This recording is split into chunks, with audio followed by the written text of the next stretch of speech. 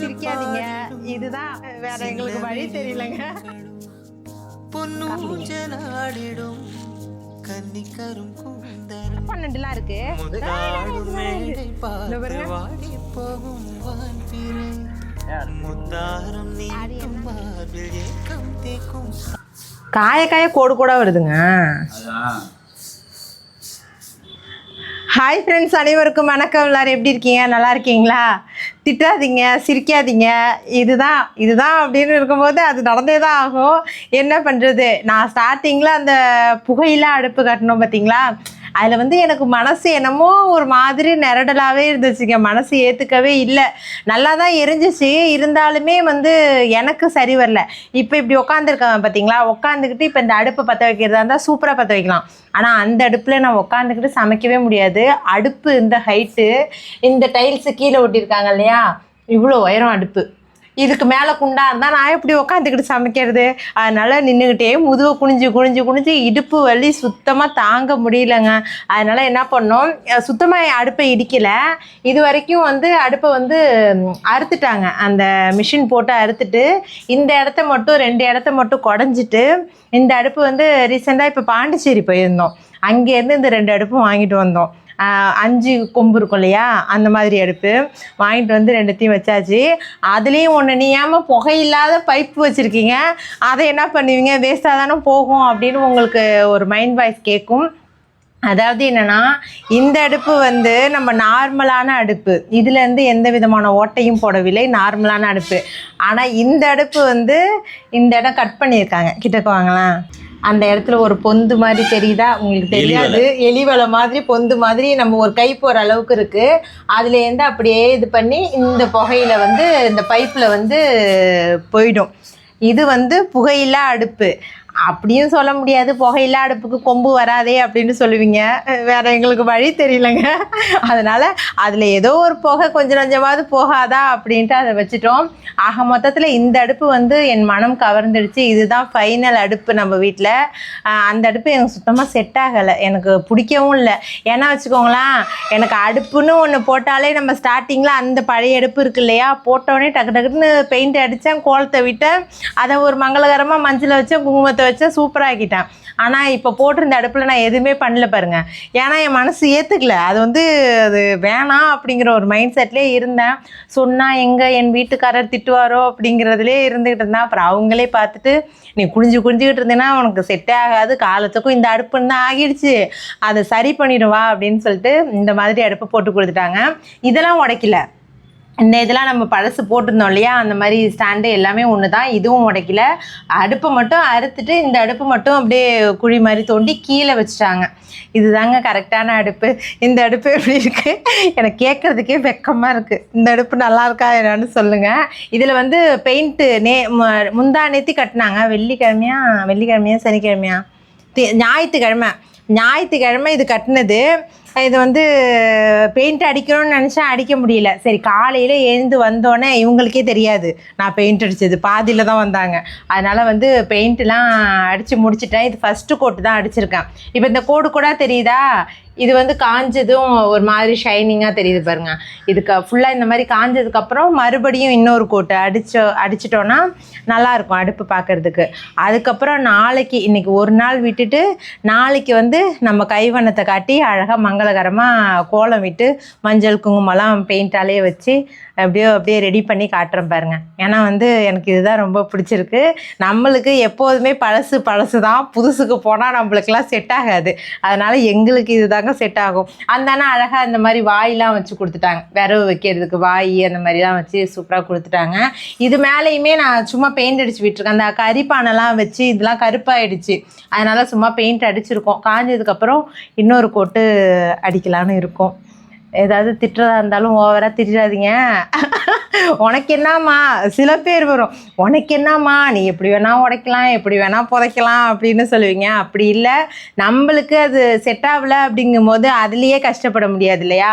அதனால் அதை கொஞ்சம் திருத்தி நம்மளுக்கு ஏற்ற மாதிரி வச்சுக்கிறது நம்மளோட கடமை, பொறுமை, அருமை. அதனால் இது அருமையாக இருக்கா என்னன்னு சொல்லுங்கள். அவ்வளோதான். இதுக்கப்புறம் போய் நான் காலை சாப்பாடு செய்யணுங்க. காலை சாப்பாடுக்கு சாப்பாடு வடிச்சாச்சு. இதுக்கப்புறம் தான் நான் குழம்பே போய் வைக்க போகணும். சரி, இதுலேருந்து இந்த அடுப்பு வந்து இன்னும் 2 நாள் ஆகும் இதை நம்ம பற்ற வைக்கிறதுக்கு. ஏன்னா வந்து எல்லாத்தையும் முடிச்சுட்டு தான் இதை பற்ற வைக்கலான்னு இருக்கேன். வெறுமனே மொட்டை குட்டின்னு அடுப்பை வந்து பற்ற வச்சா அது சரி வரல. அது என்னமோ என் அடுப்பு கட்டி என் கையாலேயே பெயிண்ட் அடித்து கோலம் விட்டால் தான் அந்த அடுப்பு வந்து கடைசி வரைக்கும் நல்ல மாதிரியாக இருக்கும். அப்படின்னு நம்மளே சொல்லிக்க வேண்டியதான். இது எவ்வளோக்கே வாங்கினீங்க? 50 ரூபாய்க்கா? ஆனால் பொருவா பொடியெலாம், அந்த பொருவா பொடினா முள்ளாக இருக்குல்ல, தோருக்கு பாருங்க. இந்த மீன்லாம் வந்து நம்ம அந்த மீன் வாங்க போவோம்ல, அங்கெல்லாம் வாங்கினா இந்த கூடையாக இருக்குங்க. அதுவே வந்து 200 300 சொல்லுவாங்க. ஒரு கூடை அன்னக்கூடை இருக்கு இல்லையா, அதெல்லாம் ஒரு கூடை இருக்கும். அதுவே 200 300 சொல்லுவாங்க. இப்போ ஆமாம், இப்போ மீன் தடை காலம்ங்கிறதுனால அது வராது. ஆனால் இந்த மீன்லாம் பழைய மீனாக இருக்கும். இது வந்து ஃப்ரெஷ்ஷான மீன். இது கரவலையில் வரும். என்னன்னு தெரில, மனசில் வந்து ஃப்ரெஷ்ஷான மீன். ஆனால் பார்க்க நல்லா தான் இருக்குது. இந்த மீன்லாம் நம்மளுக்கு கரவலையில் வரும், ஃப்ரெஷ்ஷாக இருக்கும். ஆனால் என்ன எது நாக்கு மீன் தான். அது நாக்கு மீன்லேயே அதோட அம்மா. மதிய சாப்பாடு நம்ம வீட்டில் மீன் தாங்க.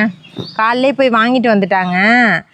இந்த பாருங்க, இது வந்து நாக்கு மீன் தான். இதே வந்து நாக்கு மீன் பெருசானா ஓரான்னு சொல்லுவாங்க. அதை பாருங்க, இது என்ன மீனுன்னு சொல்லுவீங்க. ஆனால் இது நாக்கு மீனும் இதே மாதிரி தான் இருக்கும். இந்த பாருங்க, இதான் வந்து ஓரா மீன். நம்ம ஊர் பக்கம் ஓரான்னு சொல்லுவாங்க அந்த மாதிரி பெரிய மீனை. அதுக்கப்புறம் வந்து இது எவ்வளோ? 100 ரூபாய்க்குலாம் தருவாங்களா? 2 மீன் தான் இருந்துச்சு. சரி, இது வந்து இங்கே பாருங்க, இது வந்து ஓரா மீன். இதானே இருந்துச்சு. 3 மீனா இது? என்ன தோர்க்கே? இது வந்து ஓரா மீன். இது வந்து 2 மீன் 100 ரூபா. பாருங்க, இந்த பசங்க ஸ்கூலுக்கு போயிட்டாங்கன்னா இருக்கிறத தின்னமா அப்படின்னு நாங்கள் பட்டிலே சிவனேன்னு கிடப்போம். இவங்க வீட்டில் இருக்கிறதுனால வெளியிலேயே எங்கேயும் அழைச்சிட்டு போகிறது கிடையாதா. அதனால் வந்து சாப்பாடு வந்து கொஞ்சம் எப்போதுமே இப்படி தான் இருக்கும். இப்போல்லாம் வந்து சாப்பாடு வந்து கொஞ்சம் இதாக போகுது. இது வந்து திருக்க மீன். திருக்க மீன் வந்து சின்ன பசங்க யாரும் சாப்பிட மாட்டாங்க, பெரியவங்க நாங்கள் தான் சாப்பிடுவோம். இது எவ்வளோங்க? எனக்கு பிடிக்காதுமா. சரிம்மா, இந்த பாருங்க. நானே இந்த மீன் நினைச்சா அது ஐயோ வழுக்குது. பிடிக்காது சொன்னேன், எப்படி வழுக்குது? இதுவும் வந்து 100 ரூபா இந்த மீன். இது வந்து திருக்க. இது புள்ளி திருக்கலாம் கிடையாது, நார்மல் திருக்க. அதுக்கப்புறம் வந்து இது இருக்கு பாருங்க, இது வந்து 50 ரூபா. இது வந்து பொருவா பொடியும் இந்த பாறை தானே, இந்த உரிப்பாறை இருக்கும்ல, அதுவும் 50 ரூபா. இதில் வந்து இறாலு. என்னது 400 ரூபா? என்ன சொல்கிறீங்க? 1 கிலோ. ஏங்க குட்டி குட்டியாக இருக்குங்க. இது வெள்ளை இறாலுங்க. வெள்ளை இறால் இருக்கும்ல, அந்த இறால் காஸ்ட்லியான இறால். இதை பாருங்க, வெள்ளை இறால். இதெல்லாம் வந்து இப்போ ஒரு அதிகபட்சம் 1/2 மணி நேரம் தான் நம்மளுக்கு டைமு. எல்லாத்தையும் க்ளீன் பண்ணுறோம். ஏன்னா ஏற்கனவே டைம் ஆகிடுச்சு. எல்லாத்தையும் க்ளீன் பண்ணி டக்கு டக்கு டக்குன்னு அப்படியே வச்சிட வேண்டியதுதான். பானை உடஞ்சிருக்கு. பானை இல்லைப்பா, அது பேர் சட்டி. நீ தான் உடைச்ச. இதில் வந்து மாங்காய் நம்ம வீட்டிலேருந்து ஒன்று பறிச்சுப்போமா? சாமிக்கு தான் படைக்க வேணாமா? மாங்காவை சாமிக்கு படைப்பீங்களா? நேற்று வீடியோ பார்த்துருப்பீங்க. அதில் வந்து காவியா குட்டிமாவெல்லாம் நான் வேலை விட்டோம் இல்லையா, அதுக்கு வந்து ஒருத்தவங்க கமெண்ட் பண்ணியிருந்தாங்க. அது பேட் கமெண்ட்னு நான் சொல்ல மாட்டேன், நான் அதுக்கு பதில் சொல்லணும் அப்படின்ட்டு. நீங்கள் வந்து உட்காந்துக்கிறீங்க, உட்காந்துக்கிட்டு அந்த பசங்கள்லாம் வேலை வாங்குறீங்க. உட்காந்துக்கிட்டு சமைக்கிறது ஈஸி, ஓடி ஓடி போய் எடுத்துகிட்டு வரது தான் ரொம்ப கஷ்டம். எல்லாருமே உங்கள் வீட்டில் வேலை செய்கிறாங்க, ஆனால் வேலைங்கிறது நீங்கள் மட்டுமே செய்கிற மாதிரி காட்டுறீங்க அப்படின்னு ஒரு சிஸ்டர் கமெண்ட் பண்ணியிருந்தாங்க. நான் ஒன்று சொல்கிறேன்னா, உங்கள் வீட்லேயுமே பொம்பளை குழந்தைங்க இருந்தால் கண்டிப்பாக வேலை சொல்லி கொடுத்து பழக்குங்கள். அது வந்து ரொம்ப நல்ல பழக்கம். நம்ம வந்து எவ்வளவோ வேலை செஞ்சுட்டு நம்ம வேலை செஞ்சாங்கன்னு தெரில, நான்லாம் வந்து இங்கே வந்து தான் வேலை செய்யறது கற்றுக்கிட்டேன். ஆனால் வந்து எல்லாருடைய மனநிலைமையும் எல்லா பெண்களுடைய மனநிலைமையும் ஒரே மாதிரி இருக்காது. ஒரு வீட்டுக்கு போனோம், மேரேஜ் ஆகி போனோம் அப்படின்னா அந்த வீட்டில் வேலை விட்டு அப்படின்ட்டு கூட்டு குடும்பமாக இருந்தால் சில பெண்களின் மனநிலைமை வந்து அதை வேலையை ஏற்றுக்கிட்டு நம்ம குடும்பம் தான் அப்படின்னு அந்த கஷ்டப்பட்டாலும் அதை செஞ்சுருவாங்க. ஆனால் சில பேருக்கு நம்ம வீட்டில் இப்படி வளர்த்தாங்களே, நம்ம இங்கே வந்து வேலை செஞ்சு கஷ்டப்படுறோமே அப்படின்னு அவங்களுக்குள்ளேயே ரொம்ப கஷ்டப்படுவாங்க, வருத்தப்படுவாங்க. அதனால் வந்து இப்போலேருந்தே வேலை போகிற வீட்டில் எப்படி இருப்பாங்கன்னு நமக்கு தெரியாது. அதனால் நம்ம வீட்டில் இருக்கும் போதே நல்லபடியாக எல்லா வேலையும் கற்றுக் கொடுத்து அனுப்பினோன்னா அவங்களுக்கு எதுவாக இருந்தாலும் எந்த வேலையாக இருந்தாலும் எந்த நிலைமையில் இருந்தாலுமே அவங்களுக்கு ஒரு தைரியம் வரும், இதை சமாளிச்சிடலாம் அப்படிங்கிற தன்னம்பிக்கை அவங்களுக்குள்ளேயும் வரும். அதனால் கண்டிப்பாக பெண் குழந்தையாக இருந்தாலும் சரி, ஆண் குழந்தையாக இருந்தாலுமே சரி, வேலை சொல்லி கொடுத்து பழக்குங்க. இப்போ எனக்கு என் வீட்டுக்காரை பார்த்தீங்களா, ஃபுல் சப்போர்ட்டு அவங்க தான். நான் ஏதாவது ஒரு வேலை செஞ்சாலும் அவங்க ஒரு பக்கம் உட்காந்து எனக்காக செஞ்சு கொடுப்பாங்க. அந்த மாதிரி எங்கள் அத்தை வளர்த்துருக்காங்க. அப்போ என் பையனை நான் அப்படி தானே வளர்க்கணும். அதனால் தோசை சுட்டு கொடுக்கறது, அதை டீ போடுறது, காஃபி போடுறது எல்லாத்துலேயுமே அவனை வந்து பக்கத்தில் நிற்க வச்சுப்பேன். சாப்பாடு நின்னே போட்டுக்கோ தம்பி, சாப்பிட்டுட்டு தட்டை எடுத்து போய் சிங்கில் போடு தம்பி, அதை எடுத்து டஸ்ட்பினில் போடு அப்படின்னு சொன்னால் இது வரைக்குமே அந்த பழக்கம் நம்ம வீட்டில் இருக்கிற எல்லா பசங்களுக்குமே இருக்குது. அதனால் இதை வந்து ஒரு தப்பான இதாக பார்க்காதீங்க. கண்டிப்பாக வந்து சொல்லி கொடுத்து வளங்கள், அதுதான் வந்து என்னோட ஒரு இது. அது வந்து நல்ல பழக்கம், ஆம்பளை பிள்ளைக்கும் சரி பொம்பளை பிள்ளைக்கும் சரி. நமக்கு என்னது கடல் நண்டா இல்லை என்ன நண்டு? குழம்புக்கு ஒன்றுமே இல்லைன்னு ஒரு நேரம் வந்து காக்கா ஓட்டிட்டு உக்காந்துருப்போம். இப்போ குழம்புக்கு வந்து மேலே மேலே சேர்த்துக்கிட்டே இருக்குது. கேட்டுங்க. நண்டு நண்டு வயல் நண்டு. இந்த பாருங்க, எல்லாம் கடப்பா நண்டுலாம் இருக்குது. நல்லா இருக்குது. இந்த பாருங்க, இது வந்து நம்ம வயலில் பிடிச்ச நண்டு தான், நல்லா இருக்கு. இது வந்து வறுவல். இன்னைக்கு வந்து நம்ம எங்க மேலே ஏறுதுங்க, எங்க விழுந்துரு கிளிப்ப. ஏங்க வாங்க வாங்க, அங்கே போய் குட்டிமா கடிச்சிடும். கடிச்சு இப்படி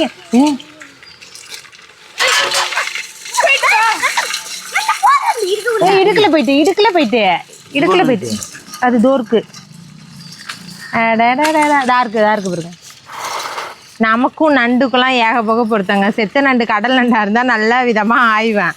இந்த வயல் நண்டுலாம் வந்து நமக்கு செட் ஆகாது. அது என்ன பண்ணும், வறுத்துருமா? ரசம் வச்சுட்டு வறுத்தாலே சூப்பராக தான் இருக்கும். ஆனால் இவ்வளோ டிஷ்ஷஸ் இருக்கே. இப்போ என்னென்ன சொல்லுங்க. இந்த நாக்கு மீன் வந்து வறுவல், திருக்க மீன் வந்து அப்படியே கொஞ்சமாக பூண்டு மிளகு தட்டி போட்டு குழம்பு, இதுவும் வறுவல் தான். அந்த நண்டும் வறுவல் தான். இது வந்து மீன் குழம்பு, அவ்வளோதான். அரை மணி நேரம்லாம் ஆகாது, இன்னும் 7 மணி நேரம் ஆகும் குழம்பு வச்சு சமைக்கிறதுக்கு. ஒரு குண்டா எடுத்துடா இது போடுறதுக்கு. இதுலையா? சரி, இதை இது பண்ணிக்கிறேன். வேணாம் குட்டிமா. ஏன்த்த என்னத்த இந்த இது ஓரா மீன் இருக்குல்ல, தோலையும் உரிக்கலாம். தோல் தானே உரிக்கணும். இதில் அப்படியே வெறும் கறி மாதிரியே இருக்கும். இது நாக்கு மீன் தான். நாக்கு மீனோட அம்மா அப்பா அந்த மாதிரி இருக்கும், பெரிய மீன், அவ்வளோதான். மற்றபடி இதுக்கு ஆனால் பேர் வந்து ஓராமோ. இது வந்து வெள்ளை ஓரா, கருப்பு ஓராவும் இருக்குல்ல, கருப்பு கலரில் இருக்கும். ஜிலேபி மீன் மாதிரி இருக்கும், நல்லா அந்த ஜிலேபி மீன் சைஸுக்கு. இது வந்து செதில் இருக்கும்.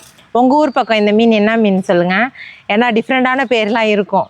அதனால தான் அப்பப்போ கேட்போம் உங்கள் ஊர் பக்கம் எப்படி அப்படின்னு. வழுக்கும் இது.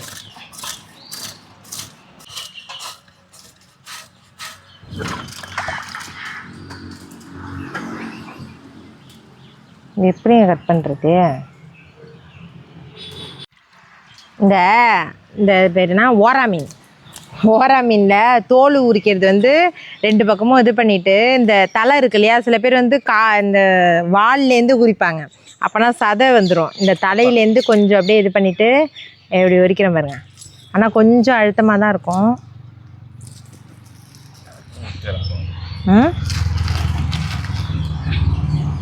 நீ பிடிச்சிக்கணும்.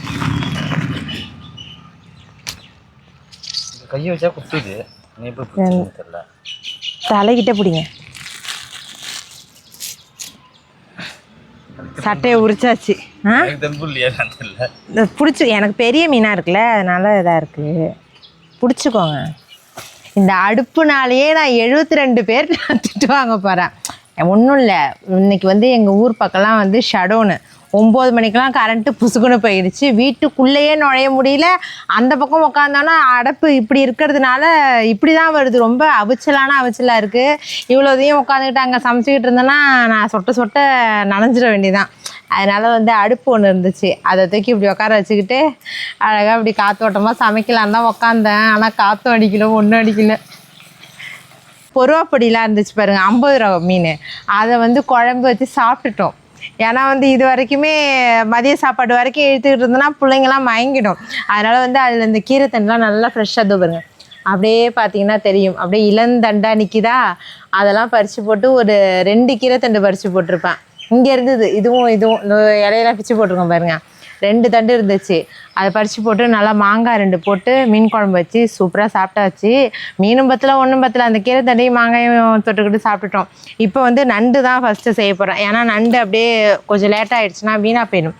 அதனால் பெருஞ்சீரகம் போட்டு வெங்காயம் தக்காளி பூண்டு தட்டி போட்டு நண்டு போடுறேன்.